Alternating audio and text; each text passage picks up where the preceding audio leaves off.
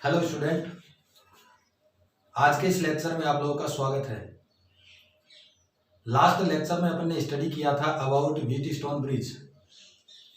Wheatstone bridge के according अपन ने बोला था कि इसकी हेल्प से अपन अननोन रेजिस्टेंस का वैल्यू कैलकुलेट कर सकते हैं। व्हीटस्टोन ब्रिज के अंदर टोटल 4 रेजिस्टेंस होते हैं। व्हीटस्टोन ब्रिज में टोटल 4 रेजिस्टेंस और उन चारों रेजिस्टेंस को एक क्वाड्रिलेटरल के हर एक साइड के अकॉर्डिंग जोड़ते हैं, जैसे इस टाइप से PQRS। फिर इसके बाद में क्वाड्रिलेटरल का एक डायगोनल, इस डायगोनल के अलोंग कनेक्ट किया अपन ने गैलोनमीटर और एक की K2।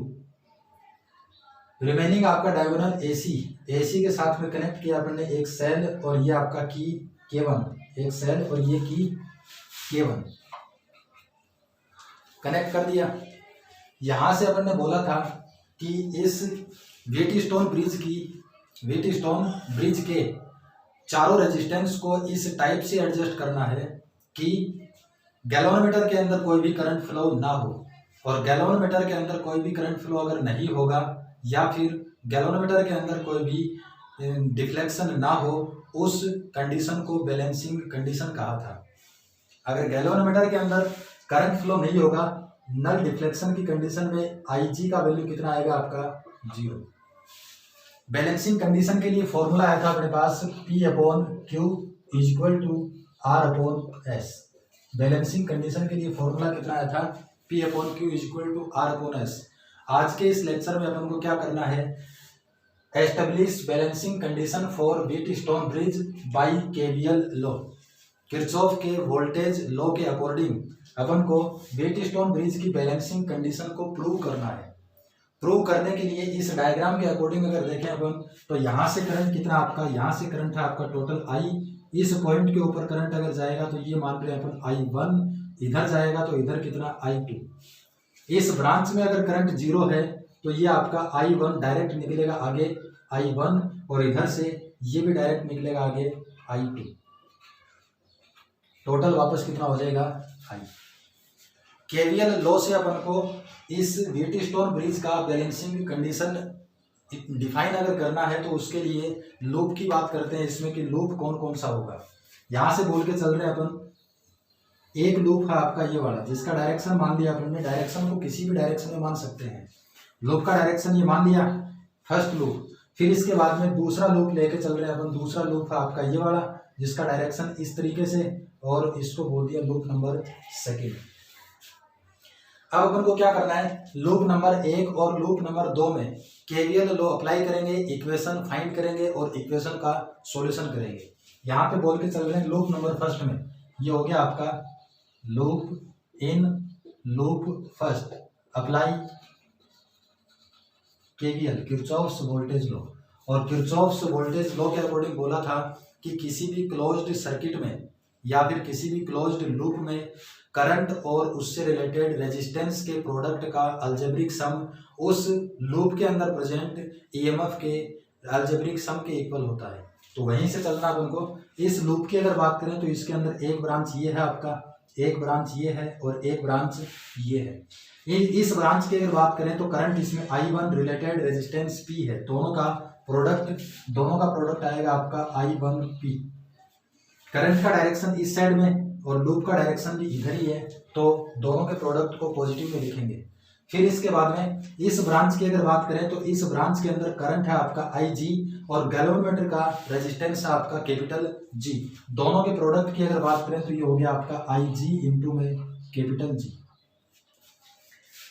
यहां से करंट का डायरेक्शन इधर है और लूप का डायरेक्शन भी अगर बोलेंगे तो लूप का डायरेक्शन इस ब्रांच में इसी डायरेक्शन में है, सेम डायरेक्शन में अगर है तो दोनों के प्रोडक्ट को पॉजिटिव में लिखेंगे। फिर इसके बाद में इस ब्रांच की अगर बात करें तो इसमें करंट I2 और रेजिस्टेंस कितना है R, दोनों का प्रोडक्ट कितना आएगा आपका I2 इंटू में R।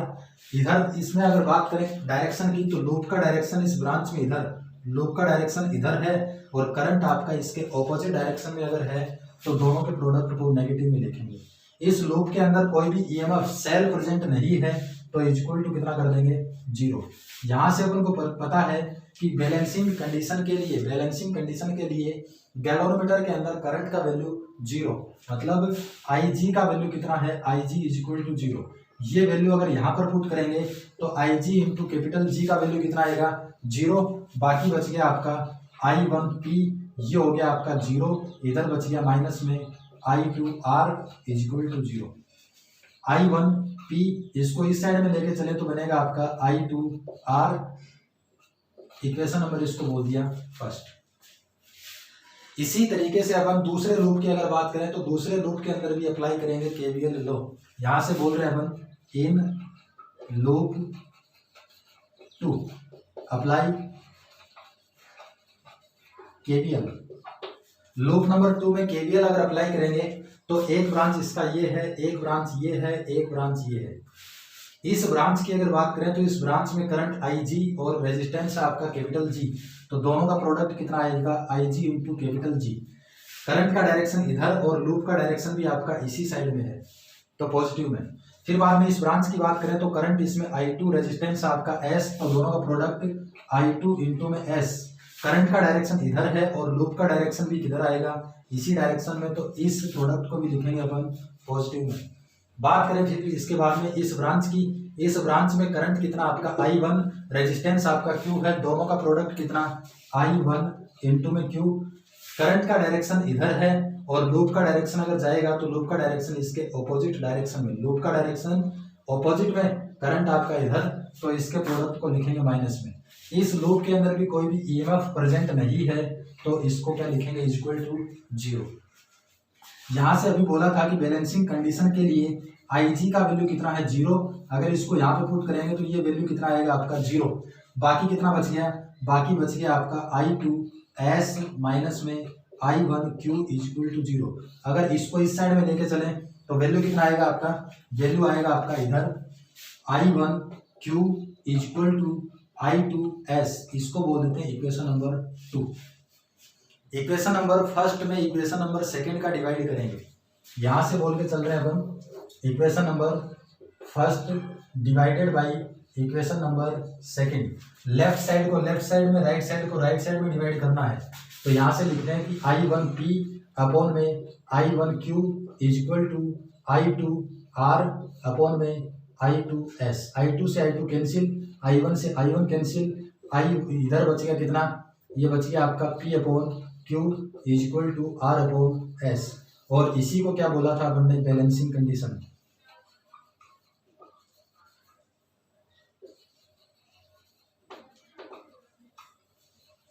इसी को क्या बोला था अपन ने, बैलेंसिंग कंडीशन।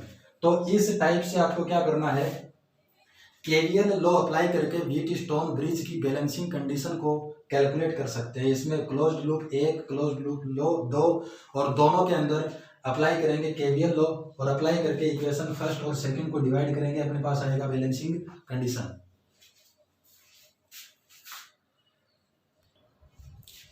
इसके बाद में टॉपिक की अगर बात करें तो इसके बाद में इस चैप्टर का नया टॉपिक स्टार्ट करते हैं, मीटर ब्रिज। मीटर ब्रिज की अगर बात करें तो मीटर ब्रिज एक प्रैक्टिकल डिवाइस होता है, और मीटर ब्रिज की हेल्प से अपन अननोन रेजिस्टेंस को कैलकुलेट कर सकते हैं। मीटर ब्रिज की हेल्प से अपन अननोन रेजिस्टेंस को कैलकुलेट कर सकते हैं। बात करें कि मीटर ब्रिज किस प्रिंसिपल के ऊपर वर्क करता है, तो मीटर ब्रिज जो है वो आपका व्हीटस्टोन ब्रिज के प्रिंसिपल पर ही वर्क करता है। किसके ऊपर वर्क करता है, व्हीटस्टोन ब्रिज के प्रिंसिपल के ऊपर वर्क करता है। बात करें कि मीटर ब्रिज के अंदर किस वायर का यूज करेंगे, तो मीटर ब्रिज के अंदर मैग्नीन या फिर कॉन्स्टेंटन मटेरियल के वायर का यूज करते हैं, जिसका क्रॉस सेक्शनल एरिया यूनिफॉर्म हो, और उस वायर का लेंथ 1 मीटर लॉन्ग होगा। वायर का लेंथ 1 मीटर लॉन्ग अगर हो, इसीलिए अपन मीटर ब्रिज को मीटर ब्रिज बोलते हैं।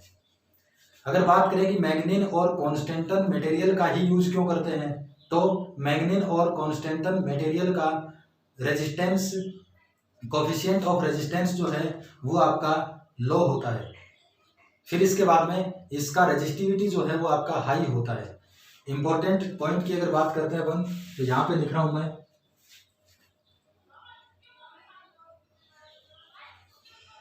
Bye metre bridge we can measure unknown resistance. Metre bridge की हेल्प से अपन अननोन रेजिस्टेंस को कैलकुलेट कर सकते हैं। फिर इसके बाद में यह किस प्रिंसिपल के ऊपर वर्क करता है, तो ये बोल रहे हैं अपन it works on the principle of Wheatstone bridge. Metre bridge Wheatstone bridge के प्रिंसिपल पर ही वर्क करता है। फिर इसके बाद में अगर बात करें तो इसमें क्या करेंगे अपन, मैग्नीन या फिर कॉन्स्टेंटन मटेरियल का वायर यूज करते हैं। इस वायर का लेंथ कितना, 1 मीटर लॉन्ग वायर, इसका लेंथ कितना होगा 1 मीटर लॉन्ग, और इस वायर का टेम्परेचर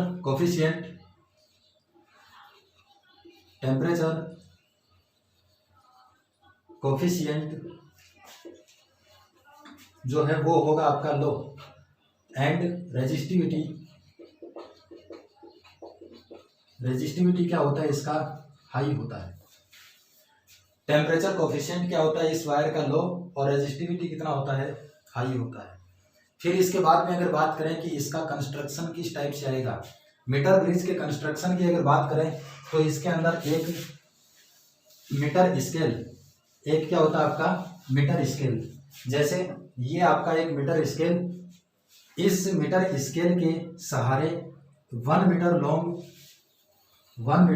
लॉन्ग कॉन्स्टेंटन या फिर मैग्नीन वायर लगा है, जिसको बोल रहे हैं अपन AC।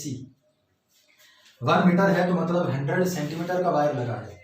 इसके पॉइंट ए के ऊपर कनेक्ट है आपका L शेप का कॉपर स्ट्रिप, जिसको बोल रहे हैं अपन, ये है आपका G, L शेप का कॉपर स्ट्रिप। और पॉइंट C के ऊपर भी क्या है, पॉइंट C के ऊपर भी कनेक्ट है आपका एक कॉपर स्ट्रिप L शेप का, इसको बोल देते हैं अपन F। फिर इसके बाद में इस मीटर स्केल के पैरेलल में एक और कॉपर स्ट्रिप लगा होता है, जिसको बोल के चल रहे हैं अपन H है। G और H स्ट्रिप के बीच में कनेक्ट करेंगे अपन एक रेजिस्टेंस बॉक्स, G और H के बीच में क्या कनेक्ट करेंगे, एक रेजिस्टेंस बॉक्स, जहां से अपन नॉन रेजिस्टेंस ले सकते हैं R। फिर इसके बाद में H और F के बीच में कनेक्ट करेंगे अननोन रेजिस्टेंस, जिसका वैल्यू अपन को कैलकुलेट करना है, तो यहाँ पे कनेक्ट कर दिया अपन ने अननोन रेजिस्टेंस। फिर इसके बाद में यहाँ से ये आपका H जो स्ट्रिप है, इसके मिड पॉइंट से एक कनेक्ट करेंगे गैलोनोमीटर, और गैलोनोमीटर को कनेक्ट करना है आपको जॉकी से। गैलोनोमीटर को किससे कनेक्ट करना है, जॉकी से। पॉइंट A और C के बीच में कनेक्ट करेंगे अपन एक सेल को, और वो सेल कौन सा होगा आपका, लेक्लांसी सेल। सेल कौन सा होगा, लेक्लांसी सेल। सेल को सीरीज में कनेक्ट करेंगे किसके, रियोस्टेट, तो ये है आपका रियोस्टेट, और फिर बाद में एक की और कनेक्ट कर दिया इसको C से। यहाँ पे अगर बात करें कि ये आपका सर्किट सही है या फिर नहीं है, तो उसको चेक करने के लिए करना है कि एक नॉन रेजिस्टेंस बॉक्स से बाहर लेंगे, और फिर बाद में इस जॉकी J को वायर AC के ऊपर स्लाइड करेंगे। वायर AC के इस साइड के ऊपर जब टच करें, जॉकी को जब इस साइड में टच करें, A साइड में, तो इस गैलोनोमीटर का डिफ्लेक्शन इस साइड में आना चाहिए, इस तरीके से। और अगर C के ऊपर टच करें तो गैलोनोमीटर का डिफ्लेक्शन इस साइड में आना चाहिए। A के ऊपर टच करें तो इस साइड में डिफ्लेक्शन, C पर अगर टच करें तो इस साइड में डिफ्लेक्शन अगर हो, तो इसका मतलब अपना सर्किट सही है।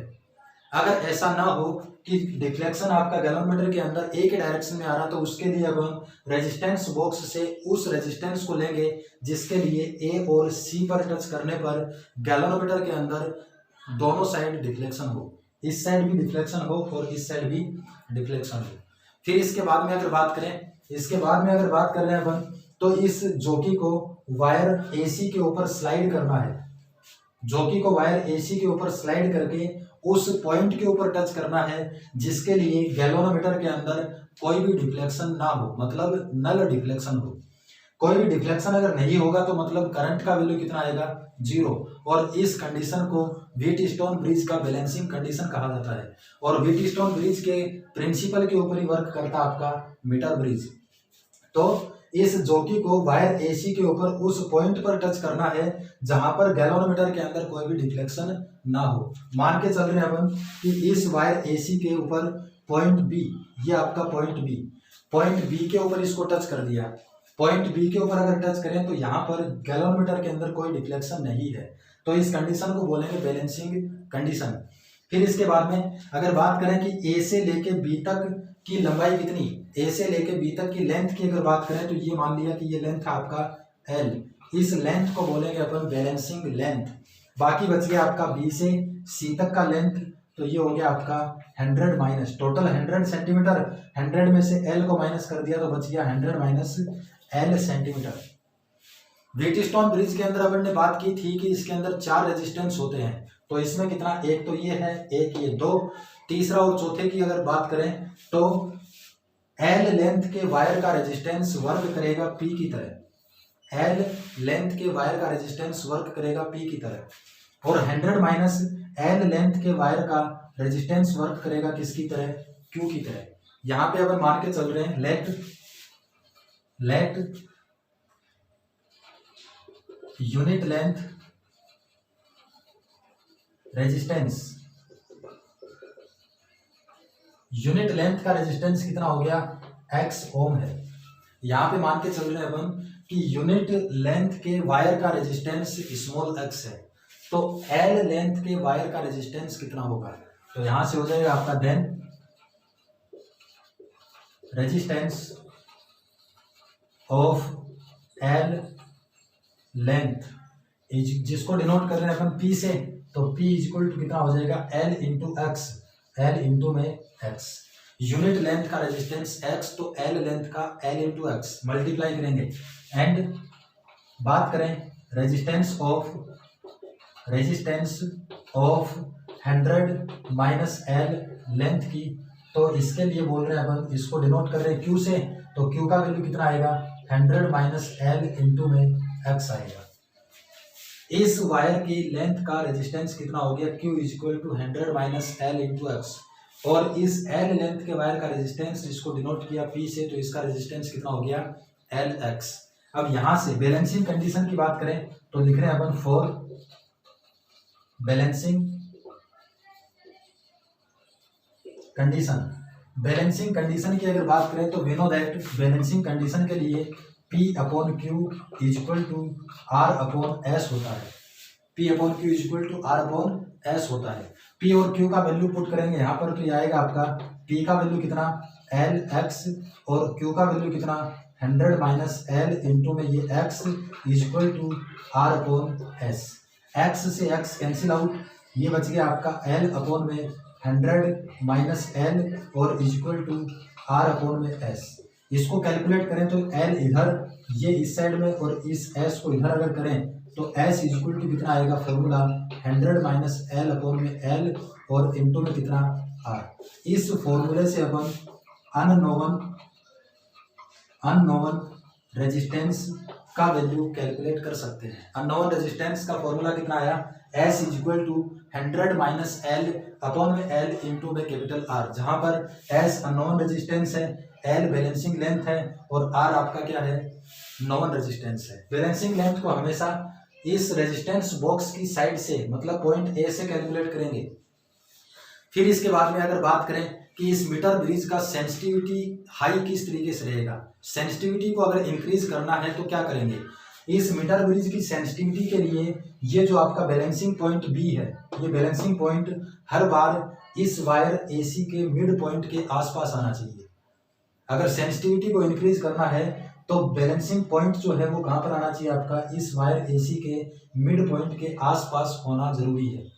फिर इसके बाद में अगर लिमिटेशंस की बात करें कि मीटर ब्रिज के लिमिटेशंस कौन कौन से, तो एक बात कर रहे हैं, पहला लिमिटेशन कि इस एसी वायर के अंदर करंट को ज़्यादा टाइम तक फ्लो नहीं करेंगे, क्योंकि due to heating effect of current इस वायर के अंदर हीट प्रोड्यूस होएगा, जिसके कारण इसका रेजिस्टेंस चेंज हो सकता है। फिर अगर बात करें अपन कि इस जोकी को वायर के ऊपर प्रेस ना करके हल्के से इसको स्लाइड करेंगे। अगर इसको ज्यादा प्रेस करेंगे तो उस कंडीशन में क्या होगा, इसका क्रॉस सेक्शनल एरिया जो है वो चेंज हो सकता है। स्टार्टिंग में बोला था अपन ने कि ये वायर जो है, इस वायर का क्रॉस सेक्शनल एरिया यूनिफॉर्म होना जरूरी है। प्रेस करके अगर इसको चलाएंगे तो इसका क्रॉस सेक्शनल एरिया चेंज होने के कारण वायर का रेजिस्टेंस चेंज हो सकता है, जहां से एरर मिल सकता है।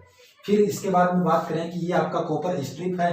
अभी अपन ने कैलकुलेशन किया है कि कॉपर स्ट्रिप का कोई रेजिस्टेंस नहीं है, लेकिन एक्चुअल में इसका कुछ ना कुछ रेजिस्टेंस होता है। तो यहाँ से त्रुटि एरर आपको मिल सकता है। उस एरर को रिमूव करने के लिए रेजिस्टेंस बॉक्स को एस की जगह और एस को रेजिस्टेंस बॉक्स की जगह रिप्लेस करके कैलकुलेशन करके उस एरर को दूर कर सकते हैं। फिर इसके बाद में अगर नेक्स्ट लिमिटेशन की बात करें तो इस वायर का एंड पॉइंट ए और सी के ऊपर ए और सी के रेजिस्टेंस के कारण मीटर ब्रिज का सेंसिटिविटी चेंज हो सकता है। ए और सी के रेजिस्टेंस के कारण मीटर ब्रिज का सेंसिटिविटी जो है वो आपका चेंज हो सकता है, डिक्रीज हो सकता है। उस सेंसिटिविटी को इंक्रीज बनाए रखने के लिए यहाँ पर यूज करते हैं अपन कैरी फोस्टर ब्रिज का। किसका यूज करेंगे? कैरी फोस्टर ब्रिज का यूज करते हैं। यहाँ से इसके बाद में वापस बोल के चल रहे हैं अपन कि अननोन रेजिस्टेंस का फॉर्मूला कितना आया। अगर आपको मीटर ब्रिज गिवन हो, मीटर ब्रिज के अंदर नोन रेजिस्टेंस पता हो, बैलेंसिंग लेंथ पता हो, अननोन रेजिस्टेंस फाइंड करना है, तो unknown resistance is equal to S is equal to 100 minus L upon में एल और इनटू में कितना, कैपिटल आर। फिर बाद में एक न्यूमेरिकल की बात करते हैं। इसके बाद में न्यूमेरिकल में आपको गिवन है एग्जांपल नंबर 6.4 में कि कोई आपका मीटर ब्रिज है, उस मीटर ब्रिज के एक्सपेरिमेंट में रेजिस्टेंस बॉक्स से रेजिस्टेंस लिया 8 ओम और इस 8 ओम के लिए बैलेंसिंग लेंथ मिल रहा है आपको 45.5 सेंटीमीटर। कैलकुलेट करना अपन को अननोन रेजिस्टेंस एस का वैल्यू। तो मीटर ब्रिज के लिए अपन को पता है कि we know that metre bridge के लिए unknown resistance S is equal to formula कितना आया था, 100 माइनस एल अपॉन एल और इनटू में कैपिटल आर।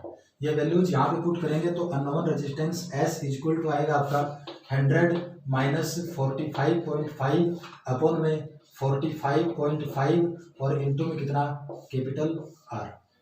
कैलकुलेट अगर करेंगे तो ये आएगा आपका 54.5 अपॉन में बच गया 45.5 इनटू में कैपिटल आर का वैल्यू कितना है, 8। जब इसको कैलकुलेट करेंगे तो अननोन रेजिस्टेंस का वैल्यू आएगा 9.58 ओम। कैलकुलेट करेंगे तो वैल्यू कितना आएगा, 9.58 ओम आएगा। फिर इसी क्वेश्चन के अंदर आपको एक और बात बोल रखी है कि यदि रेजिस्टेंस बॉक्स और अननोन रेजिस्टेंस को एक दूसरे से रिप्लेस कर दिया जाए, रेजिस्टेंस बॉक्स और अननोन रेजिस्टेंस को एक दूसरे से रिप्लेस कर दिया जाए तो न्यू बैलेंसिंग लेंथ कितना होगा। जैसे डायग्राम में आपने बोला था कि ये है आपका इस तरीके से कॉपर स्ट्रिप, यहाँ पे था आपका कॉपर स्ट्रिप और फिर बाद में ये कॉपर स्ट्रिप, यहाँ पे था आपका रेजिस्टेंस बॉक्स और यहाँ पे कनेक्ट था आपका अननोन रेजिस्टेंस एस। यदि रेजिस्टेंस बॉक्स को अननोन रेजिस्टेंस की जगह और अननोन रेजिस्टेंस को रेजिस्टेंस बॉक्स की जगह चेंज कर दिया जाए, रिप्लेस कर दिया जाए तो न्यू बैलेंसिंग लेंथ कितना होगा। तो आप लोगों को बताया था कि बैलेंसिंग लेंथ हमेशा रेजिस्टेंस बॉक्स की साइड से कैलकुलेट करेंगे। तो अभी तो कितना था आपका, अभी तो था 45.5। अब यदि इसको इस साइड में लेके जाए तो 45.5 यहाँ तक का तो कम हो जाएगा, ये बचेगा इस बार न्यू बैलेंसिंग लेंथ आपका कितना आएगा, न्यू बैलेंसिंग लेंथ कितना आएगा इस बार। अगर चेंज कर दें तो रेजिस्टेंस बॉक्स को अननोन रेजिस्टेंस से रिप्लेस करने पर न्यू बैलेंसिंग लेंथ आएगा 100 माइनस 45.5। कैलकुलेट करेंगे तो आंसर आएगा 54.5 सेंटीमीटर। इस तरीके से न्यूमेरिकल सोल्व कर सकते हैं। आज के लिए इतना ही, थैंक यू।